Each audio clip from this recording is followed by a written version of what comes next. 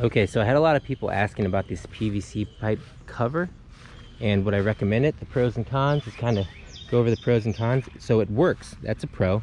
The deer do not have access to the garden anymore. They were wreaking havoc in the garden before. So if you're looking to protect your garden from deer, then yeah, I do recommend this type of covering. It was easy to assemble, and if you're handy with a chop saw, it was easy to cut the parts for. But I will say it was more expensive than I expected. If you're looking to budget or a low price covering, this is not it. I would not recommend it if you're looking to save money. This was much more expensive than I expected.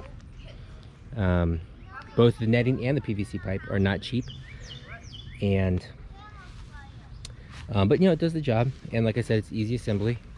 But if I were to go back and do it again, I would probably explore other options first before I committed to this type of covering. But yeah, had a lot of people asking about it on the page, so just wanted to clarify that.